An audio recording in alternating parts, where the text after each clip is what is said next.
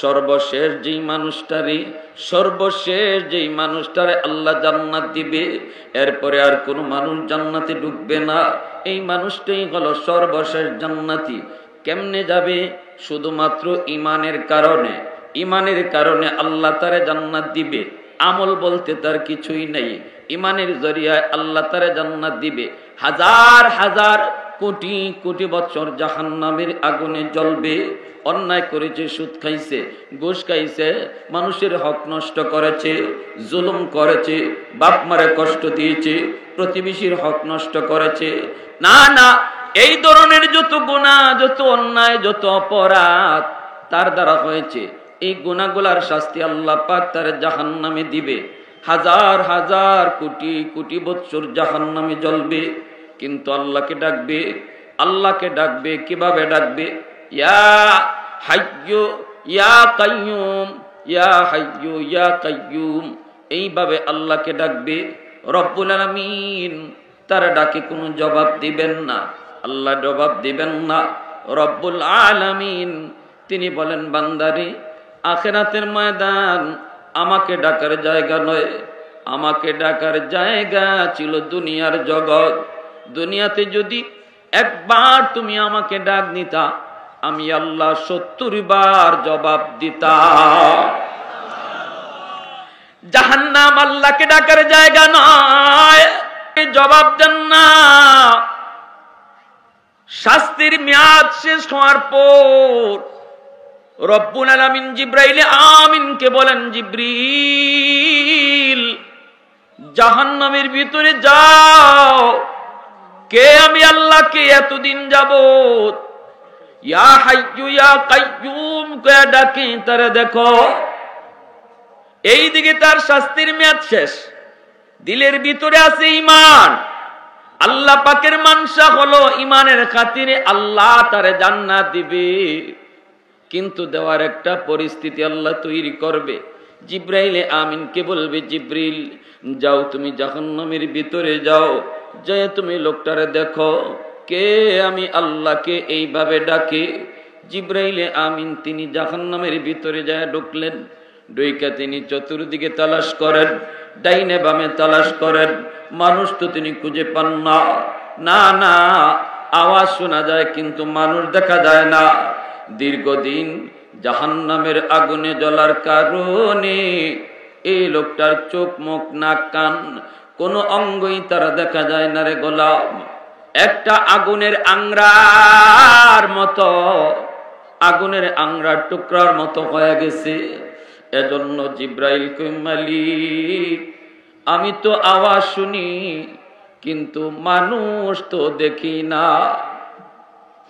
আল্লাহ পাক কই, জিবরিল তুমি বের হয়ে আসো, আমি আল্লাহ আমার কুদরতি হাত ব্যবহার করব। জিবরাইল আমিন জাহান্নামের ভিতর দিকে চলে আসবেন। আল্লাহ পাক তার কুদরতি হাত জাহান্নামের ভিতরে আল্লাহ পাক ঢুকায় দিবেন। রব্বুল আলামিন নিজের হাত ঢুকায় তিনি ওই মানুষটাকে নিজের কুদরতি হাতের মধ্যে আল্লাহ উঠাবেন। উঠায়া আল্লাহ পাক রব্বুল আলামিন আবে হায়াতের পানি দিয়া তারে ধুইবেন। ধোয়া মাত্রই তার নাক, কান, চোখ, হাত, পা বের হয়ে যাবে। সূরা কন্যা সুবহানাল্লাহ। জাহান্নামের আগুন দুনিয়ার আগুনের মতো নয় রে যুবক, জাহান্নামের আগুন দুনিয়ার আগুনের মতো নয়। দুনিয়ার আগুন হলো জাহান্নামের আগুন থেকে আল্লাহ কয়, জিবরিল দুনিয়ার মানুষের রান্না বান্নার জন্য আগুনের প্রয়োজন। জাহান্নামের মালিক দারোগার কাছে যায় বলো, সে যেন জাহান্নাম থেকে একটু আগুন দেয়। এই আগুনটা নিয়ে তুমি দুনিয়াতে রেখে দাও দুনিয়ার মানুষের জন্য। জিবরাইল আমিন গেলেন। ফেরেশতা তখন বলতেছে, আপনি কতটুকু আগুন নিতে চান? জিবরাইল কয়, একটা আঙ্গুলের আগা পরিমাণ আগুন দিয়া দেন। ফেরেশতায় কয়, এতটুকু আগুন যদি আমি দুনিয়াতে দেই, তামাম দুনিয়া জলে ছাই খাই হয়ে যাবে।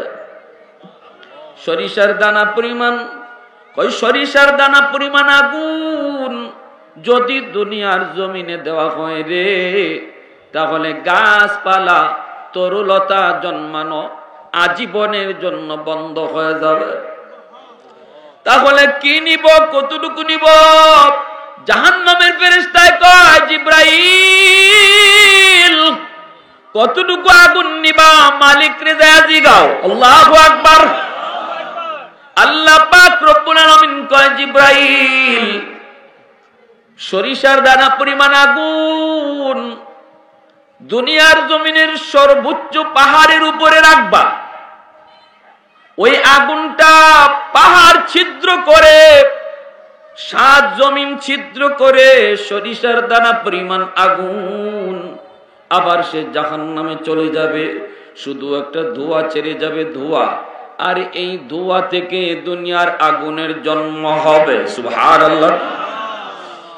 এজন্য দুনিয়ার আগুনের পাওয়ার, জাহান্নামের আগুনের পাওয়ার এক নয়। একটু মনোযোগ দিয়ে খেয়াল করে শুনেন। আল্লাহ পাক রব্বুল আলামিন ওই মানুষটারে নিজের হাতের মধ্যে আল্লাহ উঠাইয়া আবে হায়াতের পানি দিয়ে আল্লাহ ধুইয়া রব্বুল আলামিন তোরে জিজ্ঞেস করবে, বান্দা কেন তুই আমারে ডাকতেছ? জাহান্নাম তো আমাকে ডাকার জায়গা নয়, আমাকে ডাকার জায়গা ছিল দুনিয়ার জগৎ। কেন তুই আমাকে ডাকো? কই মালিক, শুনেছিলাম তোমার নাম রহমান। আল্লাহ তুমি আরহামুর রাহিমিন। উলামায়ে কেরামের জবানে শুনেছি হাসরের ময়দানে তোমার কুদরতি কলিজায় 99 ভাগ দয়া মায়া থাকবে। ও মালিক, তোমার ওই দয়া মায়ার দিকে তাকাইয়া আমি তোমার কাছে আবদার করি, আল্লাহ আমাকে জাহান্নামের নিচে না রাইখা একটু জাহান্নামের উপরে দরজার কিনারায় যদি রেখে দিতা। তোমার নাম তো রহমান, তোমার নাম তো রহিম। আল্লাহ তুমি যদি দরজার পাশে রেখে দাও, কারো কাছে তোমার জবাব দেওয়া লাগবে না। রব্বুল আলামিন বলেন, বান্দা ঠিক বলেছো, আমি যদি তোমাকে জাহান্নামের দরজার কিনারায় রেখে দেই, কারো কাছে আমার জবাব দেওয়া লাগবে না, কথা ঠিক। কিন্তু বান্দা বল বল, এরপরে আর তুই কিছু চাইবি না? কই না গো মালিক, এরপরে আর কিছু চাইবো না। আল্লাহ পাক কয়, ভালো করে ইয়াদ রাখবি, এটা কিন্তু তোর ওয়াদা, এরপরে আর কিছু চাইবি না। রব্বুল আলামিন জাহান্নামের দরজার কিনারে তারে রেখে দিবেন। কিছুক্ষণ পর সে আবার চিৎকার দিয়ে উঠবে, আবার বলবে, ইয়া হান্নান ইয়া মান্নান, ইয়া হান্নান ইয়া মান্নান। রব্বুল আলামিন আবার বলবে, কিরে বান্দা কি হয়েছে বল, আবার কেন তুই ডাক দিলি? তখন বলবে, মালিক তুমি তো আমাকে দয়া করে দরজার কিনারায় এনেছো। আল্লাহ আমারে তুমি যেখানে রাখছো এখানে রাখা, আর দরজার বাহিরে রাখা এক কথাই। এই জায়গা যেমন দরজার পাশ, ওই জায়গাটাও দরজার পাশ। আল্লাহ তুমি আমাকে দয়া করে যদি এই পাশে না রেখে ওই পাশে রাখতা, তুমি তো রহমান, তুমি তো রহিম। আল্লাহ পাক কই, বান্দা তুই না ওয়াদা করেছিলি আর কিছু চাইবি না? ওই মালিক, আমি তোমার দয়ার কাঙ্গাল, আমি তোমার দয়ার কাঙ্গাল। রব্বুল আলামিনের তখন মায়া লাগলো। আল্লাহ পাক কয়, যা, আমি তোরে দরজার ওই পাশেই রেখে দিলাম, কিন্তু ওয়াদা কর এরপরে আর কিছু চাইবি না। কয় মালিক, ওয়াদা করলাম আর কিছু চাইবো না। বলুন তো আপনারা, এই ওয়াদাই সে ঠিক রাখবে নাকি ওয়াদার কথা ভুলে যাবে?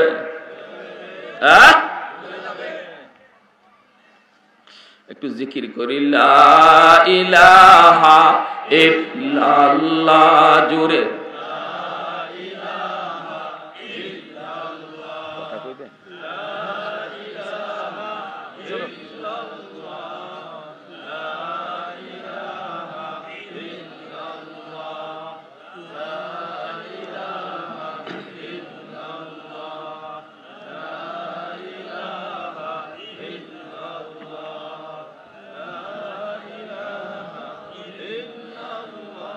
লা ইলাহা ইল্লাল্লাহু মুহাম্মাদুর রাসূলুল্লাহ।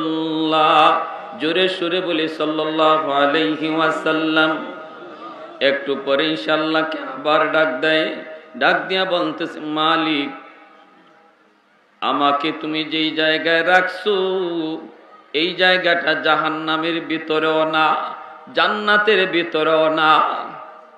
যুক্তি দেয়, যুক্তি। আমারে যেই জায়গায় তুমি রেখেছো এই জায়গাটা জান্নাতের ভিতরেও না, জাহান্নামের ভিতরেও না। আমাকে এই জায়গায় রাখা যেমন কথা, ওই যে দেখা যায় জান্নাতের গেট, যদি আমাকে জান্নাতের গেটের পাশে রেখে দিতা, এখানে তাকা ওখানে তাকা এক কথা, ওই আল্লাহ তুমি তো পারো, তুমি তো রহমান। রব্বুল আলামিন আবার তখন বলেন, বান্দারে আমি তো সব পারি, কিন্তু তুই না বলেছিলে আর কিছু চাইবি না, তুই না বলেছিলে আর কিছু চাইবি না। কই মালিক আমি তোমার দয়ার কাঙ্গাল, আমি তোমার দয়ার কাঙ্গাল। আল্লাহ পাক কয় ঠিক আছে যা, আমি তোরে জান্নাতের গেটের পাশে রেখে দিলাম, কিন্তু ওয়াদা কর এরপরে আর কিছু চাইবি না। কই মালিক ওয়াদা করলাম আর কিছু চাইবো না। জান্নাতের গেটের পাশে আল্লাহ পাক তারে রেখে দিলেন, কিন্তু আল্লাহ পাকের মানসা হলো আল্লাহ তারে জান্নাতের ভিতরের নাজ নিয়ামত আরাম আয়েশের দৃশ্যটা আল্লাহ তাকে দেখাবেন। জান্নাতের গেটের পাশে গেল, নিজেই জান্নাতের ভিতরের দৃশ্য দেখার জন্য উকি ঝুঁকি করতে লাগলো, ছিদ্র তালাশ করতে লাগলো। জান্নাতের ভিতরের দৃশ্য দেখার জন্য মন তার উতলা হয়ে উঠল। রব্বুল আলামিনের মানসা হলো আল্লাহ তারে জান্নাতের ভিতরের দৃশ্য দেখাবেন। জান্নাতের যে গেট, এই গেটটা আল্লাহ পাক অল্প সময়ের জন্য, এক পলকের জন্য আল্লাহ পাক বাতাস দিয়া গেটটা একটু খুলে দিলেন। একটা পলকের জন্য শুধু তার নজর জান্নাতের ভিতরে পড়ল। জান্নাতের ভিতরের দৃশ্যগুলি দেখা এক পলক নজর, চিৎকার দেয়া উঠল মালিকের দরবারে, ইয়া হান্নানু ইয়া মান্নান। আল্লাহ কই বান্দা আবার তোর কি হলো বল। কই মালিক তুমি আমারে কি দেখাইছো, আমি তো জান্নাতে যেতে পারবো না, জান্নাতে যাওয়ার আমল নাই, জান্নাতে যাওয়ার আমল নাই, কিন্তু মালিক কি দেখাইছো দেখা তো আমি পাগল হয়ে গেছি। এত আরাম, এত আরাম, তুমি এত সুখ জান্নাতে রাখছো। আল্লাহ আমি কি দেখলাম, দেখার সাথে মিটল না। আমি জান্নাত চাই না, তবে দেখতে চাই। আল্লাহ মালিক আমি জান্নাত চাই না, কারণ চাইমু কেমনে, আমল নাই, পুঁজি নাই। আমল যদি থাকতো, পুঁজি যদি থাকতো, আমি বলতাম জান্নাত দেও। আমার তো পুঁজি নাই, কেমন করে বলবো জান্নাত দিয়ে দেও। কিন্তু দেখতে তো পারবো, আমাকে একটু দেখার সুযোগ দিবানি। আল্লাহ আমি শুধু জান্নাতে ঢুকবো আর দেখবো, দৌড় দিয়া বের হয়ে আসবো। আল্লাহ পাক তখন কয় বান্দা এইবার তুই নিজেই বল, কতবার ওয়াদা করলি, কতবার তুই ওয়াদা ভাঙলি, কতবার ওয়াদা করলি, কতবার ওয়াদা ভাঙলি। কয় মালিক আর ওয়াদা ভাঙবো না, এটাই আমার শেষ চাওয়া, শুধু একটু দেখার সুযোগ দিয়ে দাও। আল্লাহ পাক কয় বান্দা ঠিক আছে বল, আর ওয়াদা ভাঙবি না। কয় না গো মালিক আর ওয়াদা ভাঙবো না, আর চাওয়ার কি আছে। আল্লাহ পাক রব্বুল আলামিন জান্নাতের গেটটা খুলে দিলেন, দেখবে, বের হয়ে আসবে। কিন্তু জান্নাতের গেট খুলে দেওয়ার পর হাদিস শরীফ আল্লাহর নবী বলেন, সে এমন জোরে এক দৌড় দিছে, দৌড় দেখা দেখি বাদ খালি জান্নাতের ভিতরে ঢুকে। সুবহানাল্লাহ, আসতে কইবেন আরেকটু জোরে কন্যা সুবহানাল্লাহ। মুসলমানের আওয়াজে সুবহানাল্লাহ। আমাদের আওয়াজ যত উঁচু হবে, দুশ্মনের আওয়াজ তত নিচু হবে, ঠিক কিনা? মুসলমানের আওয়াজ যত উঁচু হবে ইহুদিদের আওয়াজ তত নিচু হবে। বিশ্ব জুড়ে মুসলমানের আওয়াজ চাই, আওয়াজ ফিলিস্তিনের পক্ষে। একজনে দুইজনে হক হইতেছেন। বিশ্ব জুড়ে মুসলমানের আওয়াজ চাই ফিলিস্তিনের পক্ষে। আমাদের অস্ত্র নাই, আমাদের কাছে পাওয়ার নাই, কিন্তু সকল ক্ষমতার মালিক আল্লাহ আমাদের সাথে। আওয়াজ দিয়ে এখন ঠিক কিনা? পশ্চিমাদের চোখ পড়েছে কাবাগরের প্রান্তরে, ব্রিটিশ দালাল দল বেঁধেছে ধ্বংস করতে চায় কারে। পশ্চিমাদের চোখ পড়েছে কাবাগরের প্রান্তরে, ব্রিটিশ দালাল দল বেঁধেছে ধ্বংস করতে চায় কারে।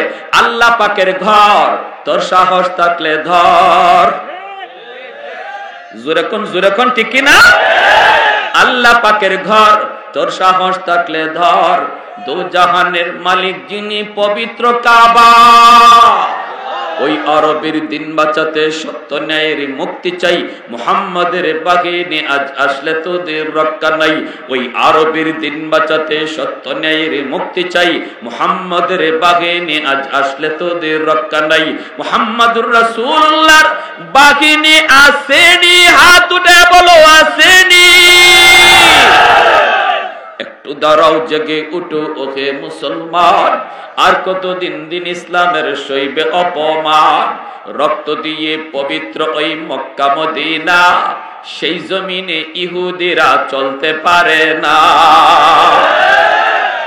একটু দাঁড়াও, জেগে উঠো ওহে মুসলমান, আর কতদিন দিন ইসলামের সইবে অপমান।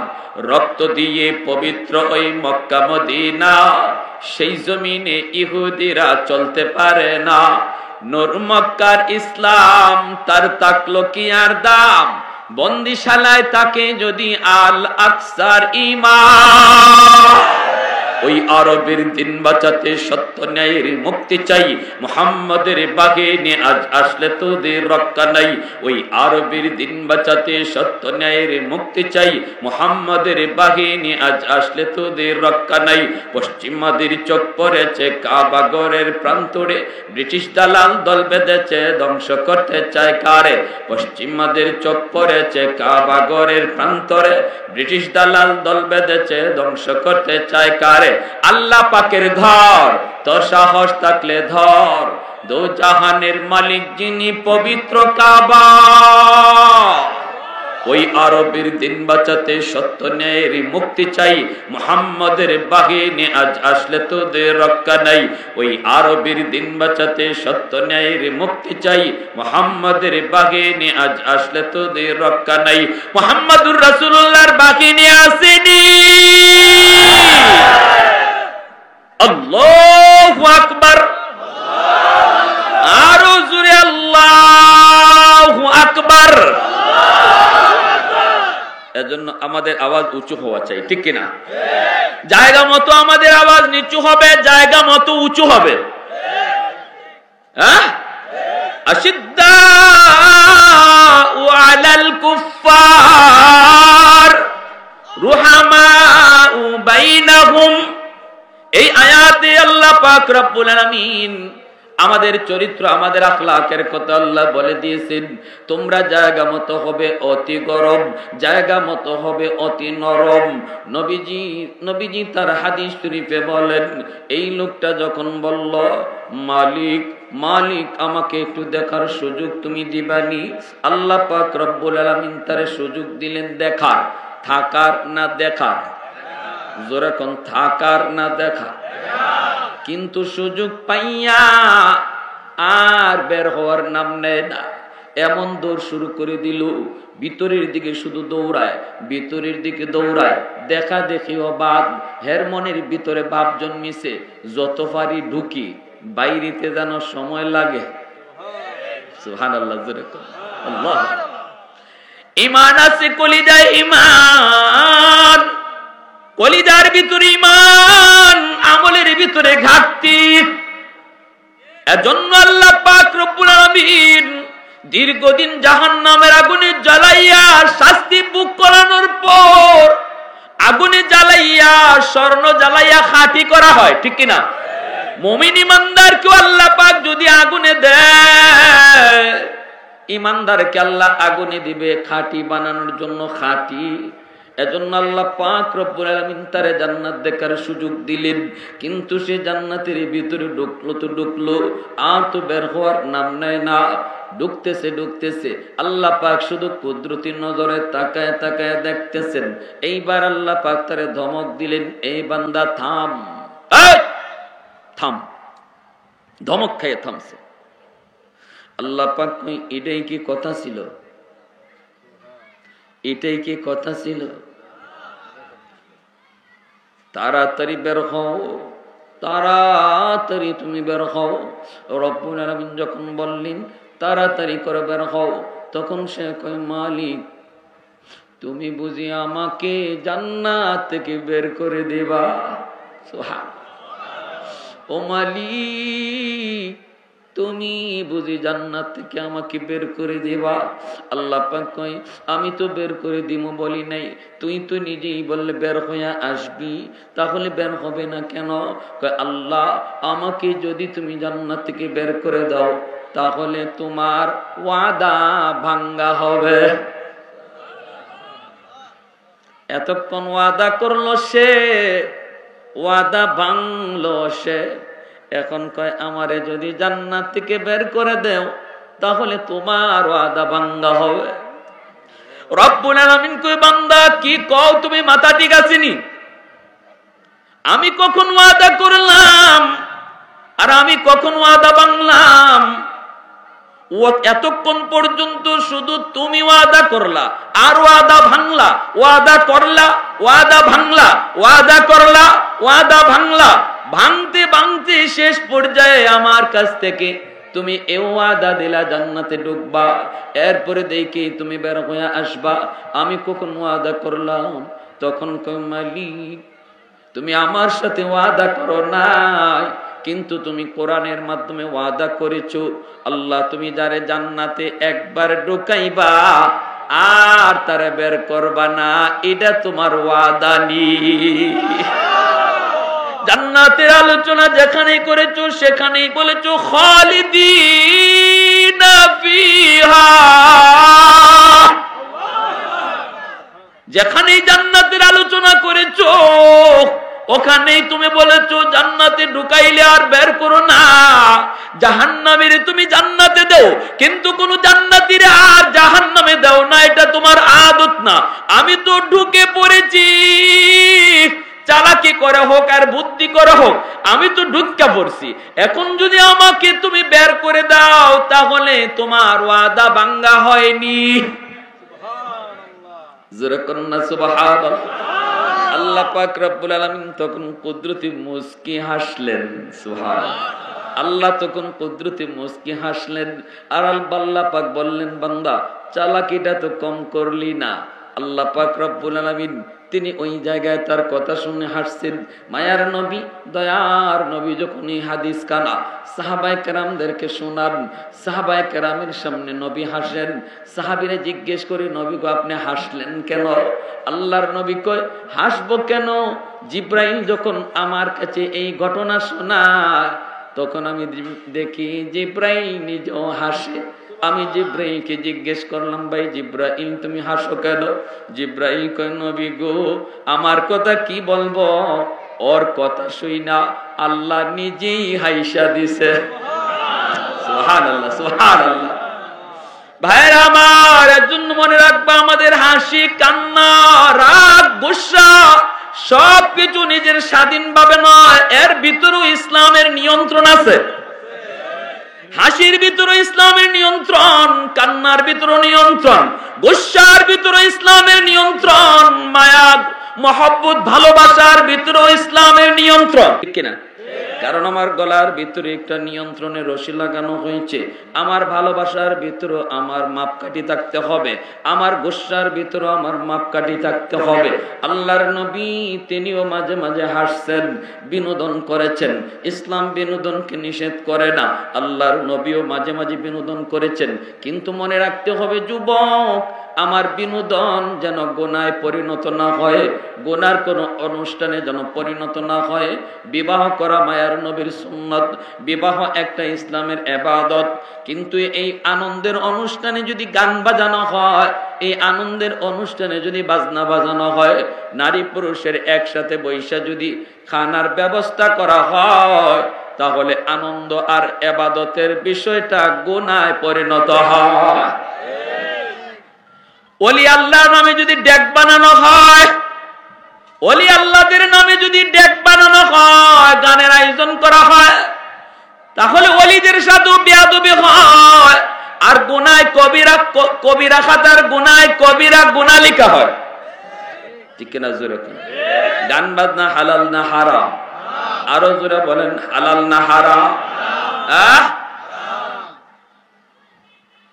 যত বাবাই আসুক, যত দলিলই দেখ, যত কথাই হোক, আপনারা বলেন গান বাজনা হালাল না হারাম? এর ভিতরে কোনো সন্দেহ আছে? কোন সন্দেহ আছে? ভালো করে মনে রাখবেন। এজন্য সাবধান, মনে রাখবেন, যত বড় ওলি বুজুর্গর নাম নেক, যদি দেখেন ওইখানে গান বাজবে, এখানে বাজনা হবে, এখানে জুয়া বসবে, এখানে মদের আসর বসবে, এখানে বাবা খাবে, এখানে ইয়াবা খাবে, এখানে যুবকের চরিত্র হওয়ার নষ্ট বিষয় রয়েছে, হে যত বড় উরুষের নাম দিক, যত বড় পবিত্র মাহফিলের নাম দিক, যত বড় খাজা বাবার নাম লোক, মনে রাখবেন এটা ভণ্ডামি। যে করে এ আস্থা ভণ্ড। আওয়াজ দিয়া বলেন ঠিক কিনা? কোন সার নাই। প্যারে হাজিরিন, শয়তান আল্লাহ নবীরে কইছে, নবী গো, ও নবী, আপনার উম্মত শেষ বয়সে যে তওবা কইরা ফেলায়, আর তওবা কইরা সব গুনাহ মাফ কইরা জান্নাতে জায়গা, এটা আমি শয়তানের লাগি বহুত বড় একটা কষ্টের কারণ হইছে।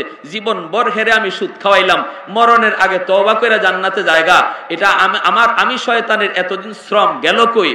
নবী কয় এটা তো ভালোই হইছে, আল্লাহ মাফ করে দেয়। ইবলিস কয় জি না, আমিও সিস্টেম পাল্টাইছি। তওবা যেন করতে না পারে, তওবা যেন করতে না পারে, সিস্টেম পাল্টাইছি। আমি ইবলিসের সময়ের দাম আছে, আমার সময়ের দাম আছে, আমি ফাও সময় দেই না। আল্লাহ নবী কয় তুমি কেমনে কি করবা? কয় এমন ভাবে গুনাহ করাইমু সে মনে করবে বহুত বড় সওয়াবের কাজ করতেছে। হে যে গুনাহ করে এটা বুঝতেই পারবে না, আলেমদের সাথে তর্ক করবে, কে বলেছে এইটা নাই, কে বলেছে ওটা নাই, দলিল কই, প্রমাণ কই, এই কইয়া কইয়া সে বুঝতেই চাবে না, বুঝতেই চাবে না যে এটা গুনাহ। মনে করবে বহুত বড় সওয়াব কামাইতেছে, পীরের দরবারে যাইয়া উরুসের নাম লইয়া, ডেগের নাম লইয়া, ডেচকির নাম লইয়া সে মনে করবে এমনটা। কিন্তু আর যার কারণে মৌতের সময়, মরণের আগে আগে তার তওবাও নসিব হবে না। তওবা তো করবে সেই যে এই কথাটা মনে করবে যে আমি ভুল করেছি, আমি জীবনে বহু ভুল করেছি, আল্লাহ মাফ করো। সে যদি মরণের সময় মনে করে আমার জীবনে কোনো ভুলই নাই, যা করছি সব মারিফতের লাইনে উৎসর্গ করছি বাবার নামে, ডেগের নামে, তাহলে তার তওবা করার কি প্রয়োজন? ইবলিসে কয় এমন ভাবে আমি তারে গুনাহ করাবো, মরণের সময়ও সে মনে করবে সে বহুত বড় আল্লাহর ওলি হইয়া আল্লাহর সাথে দেখা করতে যাইতেছে, তওবার প্রয়োজন নাই। অতএব টেনশন করেন না, আমি ইবলিসের সময়ের দাম আছে, আমি ফাও সময় দেই না। বুঝে আসছেনি ভাই? এজন্য মনে রাখবেন, হক্কানি উলামায়ে কেরামের পরামর্শ নিয়ে চলবেন। যে যত নাম লোক, কোরআনের নাম লোক, হাদিসের নাম লোক, আর ইসলামের নাম লোক, এটা ইসলামের পক্ষে না বিপক্ষে, এর দ্বারা ইসলামের উপকার হয় না ক্ষতি হয়, এটা হালাল না হারাম, জায়েজ না নাজায়েজ, উলামায়ে কেরাম, বিশেষ করে হকপন্থী উলামায়ে কেরামের পরামর্শ নিতে হবে। ঠিক কিনা? প্যারে হাজিরিন, যে কথা বলতেছিলাম, রাসূল করিম সাল্লাল্লাহু আলাইহি ওয়াসাল্লাম, অসুবিধা হইতেছে আপনাদের? মনোযোগ কার কার আছে? একটু আল্লাহকে হাত উঠে দেখান তো। আল্লাহ তুমি কবুল করো, জোরে বলি আমিন, আরো জোরে বলি আমিন। নবীজি একদিন খেজুর খাইতেছেন, খেজুর এরকম ভাবে মাঝখানে খেজুর নিয়ে বসছেন, আর সাহাবায়ে কেরাম গুল হয়ে বসছেন, সবাই খেজুর খান। আল্লাহর নবীর পাশেই বসছেন নবীজির দামান, আমাদের সিলেটি ভাষায় কয় দামান, আপনারা বলেন জামাতা, মেয়ের জামাই রেখে জামাই বলেন না, তো মেয়ের জামাই, নবীজির মেয়ের জামাই কে? হযরত আলী রাদিয়াল্লাহু তাআলা আনহু, নবীজির মেয়ের জামাই পাশে বসেন। শ্বশুর জামাই একসাথে গাজীপুরে বওয়া যায় তো? কি জামা সাহেব, অসুবিধা নাই তো? না, অনেক জায়গায় তো এরকম হয়, শ্বশুরের এমন শরম, শ্বশুরের সাথে বওয়াটা তার এত লজ্জা, শ্বশুর যে রুমও থাকে এই রুমই জামাই যাইতে চায় না, কিন্তু শালি যদি বোয়া থাকে, যেখানে বইলে বিপদ এখানেও দৌড়ায় বয়, আগ্রহের সাথে বয়। যেখানে বইলে কোনো বিপদের ভয় নাই, এখানে শরম লাগে, লজ্জা লাগে। হ্যাঁ, নবীজির পাশেই বসছেন নবীজির জামাই, শ্বশুর জামাই একসাথে বইয়া খেজুর খান। আবু বকর সিদ্দিক, হযরত ওমর, সাহাবা একরাম গুল হয়ে বসছেন, মাঝখানে খেজুর, আল্লাহর নবী খেজুর নিতেছেন আর সাহাবীদেরকে বলতেছেন, সাহাবীরা খেজুর খাও আর আমার কিছু নসিহত শোনো, আমার কিছু নসিহত শোনো। নবীজি নসিহত শুরু করছেন, সাহাবায়ে কেরাম খেজুর খাইতেছেন, নবীর কথা শুনতেছেন। এইদিকে সবাই খেজুর খায়া খায়া যার যার উড়ে যার যার সামনেই বিচিটা রাখতেছেন। বিচি তো আর আরেকজনের সামনে রাখা যায় না, বিচি রাখতেছেন যার যার সামনে আর নবীর কথা শুনতেছেন। এইদিকে আল্লাহর নবী কথাও কইতেছেন আর খেজুর খায়া বিচি রাখতেছেন, খেজুরের বিচি জামাইয়ের সামনে। জামাইয়ের এই খবর নাই, কার খবর থাকবে কি কইরা? নবীজি দ্বীনের আলোচনা করেন, এখানে খেজুরের বিচি কে কোথায় রাখে এটা দেখার টাইম আসেনি। কে কোন ভাবে খাইতেছে এই খবরই তো নাই সাহাবায়ে কেরাম। আল্লাহর নবী কথা, আল্লাহর নবীর কথা, এখানে হুশ নাই। আর এই হাত বাড়াইতেছেন, কারো হাতে খেজুর উঠলে উঠছে, না উঠলে নাই, খালি হাতে মুখে ঢুকাইতেছে। কথা তো আল্লাহর নবীর চলছে। এই অবস্থায় বিচি কে কোথায় রাখলো কারো হুশ নাই, হুশ আছে আল্লাহর নবীর। সবাই বিচি রাখে যার যার সামনে, আর নবীজি বিচি রাখেন জামাইয়ের সামনে, জামাইয়ের খবর নাই। এইদিকে সামনের স্তূপ শেষ। এবার আল্লাহ নবী বলতেছেন, শোনো, আমরা তো অনেক কথাই শুনলাম, মাঝখানে এত বড় একটা খেজুরের স্তূপও শেষ হয়ে গেছে, এখন একটু বোঝা দরকার কে কি পরিমাণ খেজুর খাইছে। এখন সাহাবায়ে কেরাম কই, ইয়া রাসূলুল্লাহ, এটা কেমনে বুঝবো গো নবী, খেজুর তো ফেটে গেছে। নবী কয়, না না, এর একটা আলামত আছে, যার সামনে যে পরিমাণ বিচি, বোঝা যাবে হে এই পরিমাণ খাইছে। এখন তো সবাই যার যার সামনে তাকাইছেন, তাকায় দেখেন যে না, মাশাআল্লাহ বিচি মিল মতোই আছে। কিন্তু হযরত আলী যখন তার সামনে তাকাইছেন, তাকায় দেখেন ইন্না লিল্লাহ, আমার সামনে দিয়ে ডাবল বিচি। আর প্রত্যেক সাহাবী আলীর দিকে তাকাইয়া চোখ বড় বড় করে তাকাইতেছে, আরে বাপরে বাপ, আলী যে অত বড় খাদক এটা তো আগে জানি না। আমরা আল্লাহর নবীর কথা শুনতেছি আর আমরা খাইয়া একটা করে খাই, আর আলী তো ফাঁকে দিয়ে দুইটা করে খাইছে, বুঝছেন। আর হযরত আলী রাদিয়াল্লাহু তাআলা, আমাদের মাঝে কিছু মানুষ আছে দেখবেন যে মাশাআল্লাহ আপনি খানার টাইমে যত গল্পই করেন তার মেশিন বন্ধ হয় না। আবার কিছু মানুষ আছে খানা খাইতেছে, যদি কথা কইতে তার খানা খাওয়া হয় না, খানা খাইতে পারে না, এমনও আছে না? নাই, কথা কইলে খানা খাইতে পারে না, আত্মীয় বই থাকে। আরেকজনে হেজে মেশিন চালাইছে, আপনি গল্প যা করেন করেন, কোনো অসুবিধা নাই, আপনি যতটা পারেন কিচ্ছা করেন, তার কোনো সমস্যা নাই। এখন সাহাবীরা ভাবতেছেন যে আলী ই দলের লোক, যে তার সামনে যত গল্পই হোক, যত আলোচনাই হোক, তার মেশিন স্টার্ট বন্ধ হয় না। এখন আলী রাদিয়াল্লাহু তাআলা তো চিন্তায় পড়ে গেছেন আর শরমে পড়ছেন, লজ্জায় পড়ছেন। আল্লাহ, ই কোন শরমে পড়লাম, আমি তো খেজুর খাইছি একটা কইরা, বিসি ডাবল আইলো কোত্থেকে। আর সব সাহাবী তার সামনে দিকে, তার দিকে তাকায়া এমন ভাবে লজ্জায় ফেলাইছেন। আলী চিন্তায় পড়া চোখটা ঘুরায় ঘুরায় হঠাৎ করে নবীজির সামনে, নবী তো পাশেই বসা, চোখটা খালি আল্লাহ নবীর দিকে গেছে, দেখেন নবীজির সামনে খেজুরের কোনো বিসি নাই। এখন তো জামাইয়ের বুঝতে কোনো অসুবিধা নাই, জামাই তো জেনতেন জামাই না, জেনতেন নামাই না। কি পরিমাণ জ্ঞানী যে নবী কয়, আনা মাদিনাতুল ইলমি ওয়া আলিয়ুন বাবুহা, আমি ইলমের শহর আর আমার আলী হলো ওই শহরের দরওয়াজা। সুবহান। তাহলে কি পরিমাণ জ্ঞানী ছিলেন হযরত আলী রাদিয়াল্লাহু তাআলা। আলী রাদিয়াল্লাহু তাআলা এখন ভালো করে বুঝছেন যে আসলে আমার শ্বশুর এখানে আমারে একটা শরমের মধ্যে, লজ্জার মধ্যে ফেলাইছেন, একটা ইচ্ছা করে আমারে শরম দিয়েছেন সবার সামনে। তো ঠিক আছে, বুঝছি, উনি খেজুর খাইছেন ঠিকই, বিচি রাখছেন আমার সামনে লজ্জা দেওয়ার জন্য। এখন আলী কেমনে বলেনি কথাটা, এবার আলী বলতেছেন, আর রাসূলুল্লাহ আমার একটা কথা আছে। নবীজি বলেন, কি কথা বলো। নবীজিও মুস্কি হাসতেছেন। এটাই বলতেছি যে আল্লাহ রসুল কি সুন্দর বিনোদন করছেন দেখেন, যে ইসলামে বিনোদনটাকে কিভাবে সাপোর্ট দেয়। বিনোদন যদি নির্মল হয়, স্বচ্ছ হয়, গুণামুক্ত হয়, তাহলে ইসলাম কিভাবে সমর্থন করে আনন্দটাকে। আল্লাহ রসুল মুস্কে হাসতেছেন, দেখি জামাইয়ে কি কয়। হযরত আলী বলতেছে, রাসূলুল্লাহ আমার একটা কথা বলো। কথা হলো, খেজুর দেখলেই জানা যাবে, বোঝা যাবে কে কি পরিমাণ খাদক আর কে কি পরিমাণ খাইছে, কথা ঠিক। কিন্তু আমার কথা হলো, যে খেজুরের সাথে বিচি সহ খাইছে সে কত বড় খাওরা। ওইসিনি আপনারা বলেন, ওইসিনি? আমরা তো বিচি রাখছি, আমাদের মধ্যে এমনও কেউ আছে বিচি সহ খাইছেন, তার সামনে বিচি নাই। তখন সাহাবায়ে কেরাম আরে এখানে তো জামাই শ্বশুরের ঠেলাঠেলি চলছে। আল্লাহু আকবার। নবীজি তখন বলেন, আলী আসলে তুমি জ্ঞানী। নবী বলেন, না না, মদিনাতুল ইলমি ওয়া আলিয়ুন বাবুহা, আলী আমার ওই ইলমের শহরের দরওয়াজা। সুবহানাল্লাহ। हैदार तेरी नाम से इस्लाम रहेगा, हैदार तेरी नाम से इस्लाम रहेगा, दुनिया की शजाअत में तेरा नाम रहेगा, दुनिया की शजाअत में तेरा नाम रहेगा, उस्मान तेरा नाम से इस्लाम रहेगा, दुनिया की सखावत में तेरा नाम रहेगा, सिद्दीक तेरा नाम से इस्लाम रहेगा, दुनिया की सदाकत में तेरा नाम रहेगा। एक जोरे शोरे बोली अल्लाहु अकबर, सलमाনের आवाजे बोली अल्लाहु अकबर।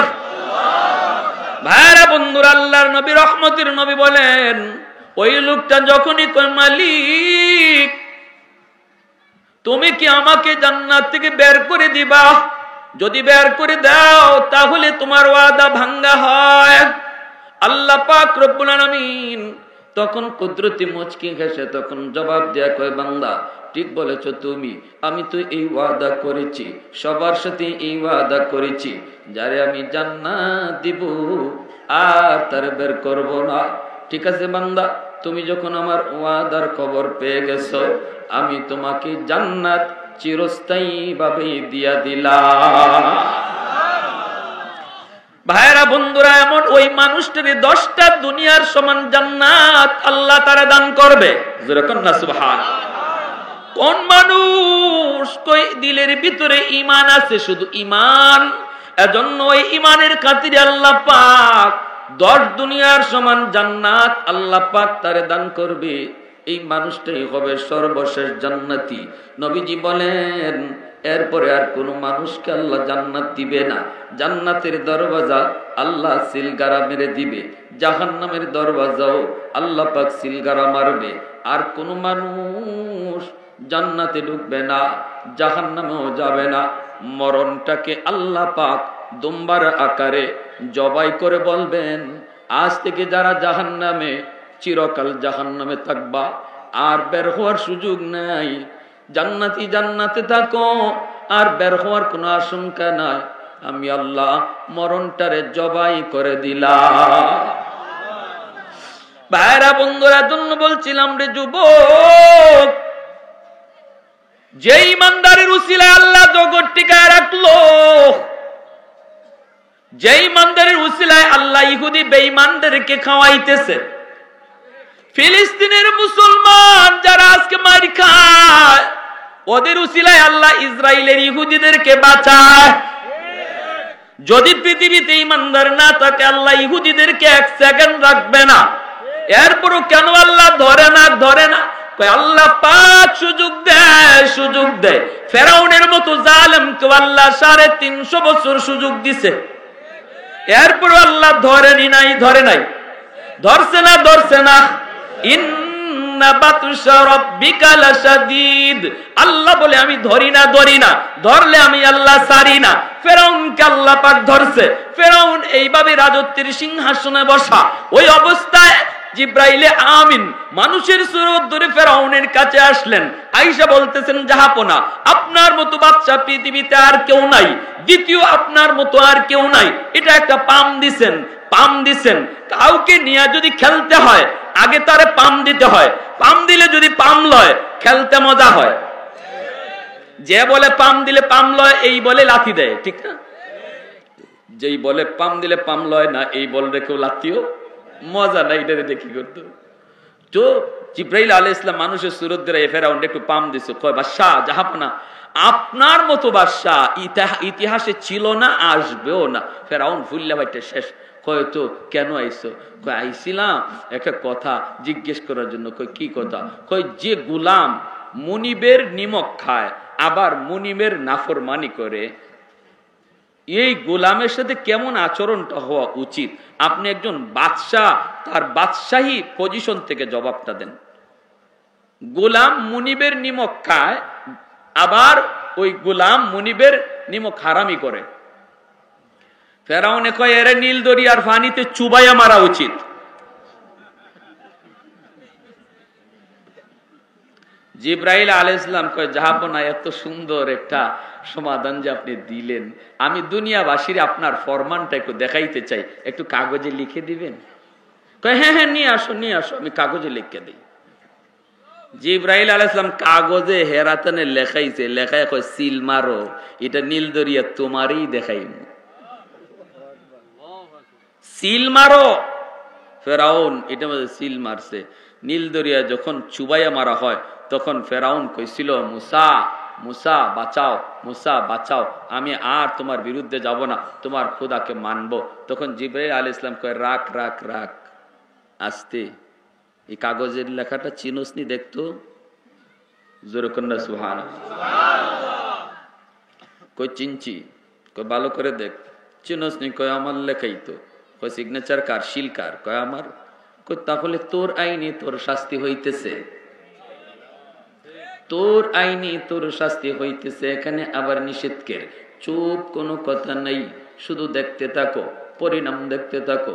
আল্লাহ পাক রব্বুল আলামিনের পক্ষ থেকে পরিণাম আসলো, ফেরাউন নীল দরিয়ায় ডুবে মরলো। আল্লাহ পাকের ধরা আসেনি না নাই?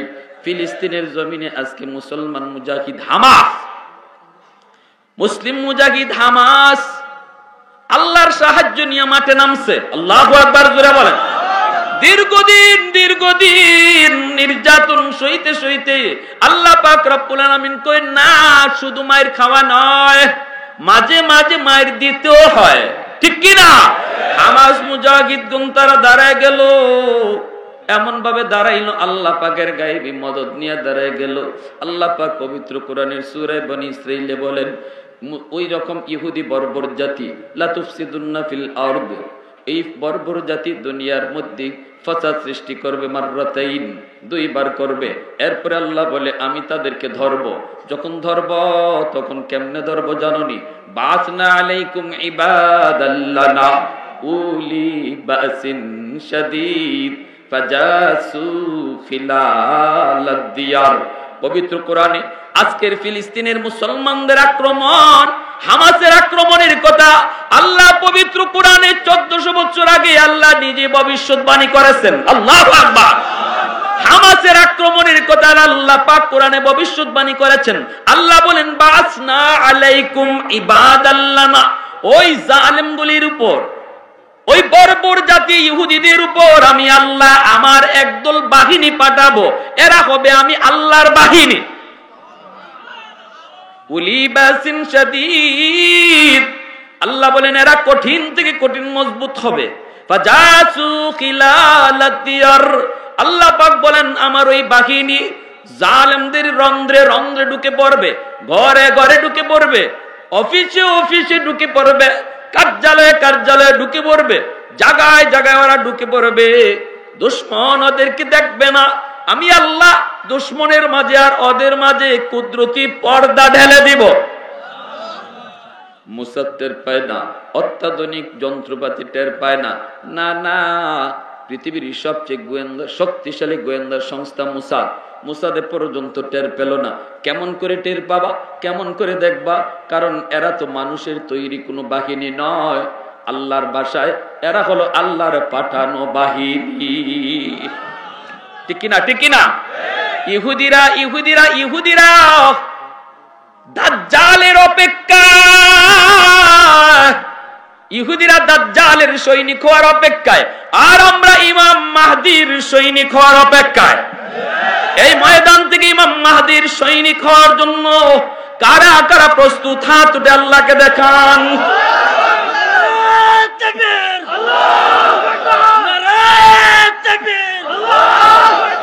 ইসলামের শত্রুরা হুঁশিয়ার সাবধান, ইসলামের শত্রুরা হুঁশিয়ার সাবধান। নারায়ে তাকবীর, আল্লাহু আকবার। পৃথিবীর শক্তিশালী দেশগুলি জালেমের পক্ষ নিয়েছে, কিন্তু যাদের ভিতরে মানবতা আছে তারা ফিলিস্তিনের পক্ষ নিয়েছে। ধন্যবাদ জানাই আমাদের দেশের সরকার বাহাদুরকে, কোন রক্তচক্ষুর পরোয়া না করে মজলুম স্বাধীনতাকামী ফিলিস্তিনের পক্ষ নিয়েছে। আলহামদুলিল্লাহ, আমাদের সরকার ফিলিস্তিনের পক্ষ নিয়েছে, স্বাধীনতাকামী মুসলমানের পক্ষ নিয়েছে। বাংলাদেশের মানুষ স্বাধীনতার মর্যাদা বুঝে, স্বাধীনতা কি জিনিস তারা জানে, স্বাধীনতার জন্য কিভাবে রক্ত দিতে হয়, জীবন দিতে হয়, এর মূল্য কত এই বাংলার মানুষ জানে বুঝে। বিদায় এদেশের মানুষ ৯৯% মানুষ সরকার প্রধান সহ আমরা ফিলিস্তিনের মুসলমানদের সাথে। ঠিক কিনা জোরে বলেন? অতএব আমাদের একটাই করণীয়, এই মুহূর্তে আমরা হাত উঠে আল্লাহর কাছে চোখের পানি ঝরায় দোয়া করব। আমরা আমাদের সরকার প্রধান যদি কোনোদিন কোনো সময়ে উলামায়ে কেরামের পরামর্শ নিয়া যুদ্ধ করার, জিহাদ করার জন্য কোনো সুযোগ তৈরি করে দেয়, আমরা সুদূর ফিলিস্তিনে যাইও জিহাদ করতে প্রস্তুত। কারা কারা হাত উঠে আল্লাহকে দেখান। আর সে সুযোগ না পাওয়া পর্যন্ত আমরা চোখের পানি ঝরায় ঝরায় আল্লাহর কাছে তাদের জন্য কাঁদবো। আল্লাহ তোমার গাইবী সাহায্য আরো বেশি করে নাজিল করো। বদরে তোমার নবী সাহাবায়ে কেরামের সংখ্যা ছিল মাত্র ৩১৩, দুশমন ছিল ১০০০। মুসলমান সংখ্যার উপরে যুদ্ধ করে না, মুসলমান অস্ত্র বলেও যুদ্ধ করে না, মুসলমান যুদ্ধ করে আল্লাহর গাইবী সাহায্যের উপর। আল্লাহ বদরের সেই আল্লাহই তো তুমি। আল্লাহ তুমি তো সেই মালিক, যে মালিক বদরের সাহায্য পাঠাইছো, যে মালিক মুতায় সাহায্য পাঠাইছো, খন্দক খায়বারে সাহায্য পাঠাইছো। আল্লাহ ফিলিস্তিনে মুসলমানকে সাহায্য করো। পৃথিবী দুই ভাগ হয়ে গেছে, এক ভাগ ফিলিস্তিনের পক্ষে, আরেক ভাগ ফিলিস্তিনের বিপক্ষে। এই মুহূর্তে ধর্মযুদ্ধই বলা যায়। মুসলমান যদি পরাজিত হয় আল্লাহর কাছে কাঁদবো, মালিক জমিনে তোমার কদমে সেজদা কে দিবে? বদরে তোমার নবী যে দোয়া করেছে আমরাও সেই দোয়া করি, ইয়া হাইয়্যু ইয়া হাইয়্যু ইয়া কাইয়্যুম ইয়া হাইয়্যু ইয়া কাইয়্যুম। আল্লাহ জমিনে যেন তোমার গোলামি হয় সে সুযোগ তুমি আরো বাড়ায় দাও। ফিলিস্তিনে মুসলমানকে বিজয় দান করো। সবাই বলি আমিন। আর আমরা আজ মুসলমান তারা খানা পায় না, আমরা তাদের জন্য রোজা রাখবো। আমরাও একদিন না খাই একটা রোজা রাখা তাদের সাথে সমর্থন দিব, আর আল্লাহকে বলবো, মালিক তাদের জন্য রোজা রাখছি, আল্লাহ পানি পায় না, তোমার কুদরতি বৃষ্টির পানি দিয়ে সাহায্য করো। আলহামদুলিল্লাহ, বদরের মতোই বদরের যুদ্ধ বৃষ্টির খুব প্রয়োজন ছিল। বৃষ্টি নাজিলের পক্ষে সাথে সাথে মুসলমানদের পক্ষে যুদ্ধের পরিস্থিতি চলে আসছে। ফিলিস্তিনেও ওরা স্থল ভাগ্যে হামলা চালানোর জন্য যখন প্রস্তুতি নিয়েছে জালেমরা, মুষলধারে বৃষ্টির কারণে ওরা আর হামলা চালাইতে পারে নাই। একদিকে ওদের হামলা বন্ধ, আরেকদিকে মুসলমান বৃষ্টির পানি পাইয়া ওরা পানির নিবারণটা হইছে। আলহামদুলিল্লাহ, এটা আল্লাহর মদদ। ঠিক কিনা? আমরা কারা কারা রোজা রাখার জন্য পুরো একটা সময় প্রস্তুত আছি? একটু হাত উঠে দেখাই। একটু আপনাদের কাছে শুধু একটা রুমাল যাবে, আপনাদের কাছে একটু রুমাল যাইতেছে। আল্লাহর দিনের জন্য আমরা দিনের লাইনে টাকা পয়সা খরচ করা, এটা দিনের লাইনে অর্থের কোরবানি, জানের কোরবানি আমরা দিব যখন সময় আসবে। আর অর্থের লাইনে আমরা কুরবানি করব যখনই দিনের লাইনে টাকা দেওয়ার সুযোগ আসবে। তৌফিক অনুযায়ী রুমালে আমরা টাকাগুলি দিয়ে দেই। আপনাদের কাছে নির্দিষ্ট কোনো ফিগার চাওয়া হচ্ছে না, তবে আমার অনুরোধ, আমরা আল্লাহকে সাক্ষী রেখা এই রুমালে আমরা প্রত্যেকে আল্লাহ পাক যেন ফিলিস্তিনের মুসলমানদেরকে বিজয় দেয়, এই নিয়তে আমরা এই রুমালের মধ্যে দান করি। ফিলিস্তিনের মুসলমানদের বিজয় আল্লাহ যেন দান করে, এই নিয়তে আমরা দিনের রাস্তায় আজকের জন্য এই রুমালটাতে আমরা প্রত্যেকেই দানের শরীক হয়ে যাই। আল্লাহ সবাইকে তৌফিক দান করুন। ওয়া আখির দাওয়ানা আনিল হামদুলিল্লাহি রাব্বিল আলামিন। আমার ভাইরে বসায় রাখছি অনেকক্ষণ, এখন একটু কথা বলবেন। আমার অত্যন্ত মায়ার মানুষ, ওনার মাহফিলে প্রতি বছর আমারে নিয়ে যান। আমার সাথে একটা ব্যক্তিগত মধুর সম্পর্ক, ভালো সম্পর্ক, এলাকার সমস্ত জনগণের একটা অনেক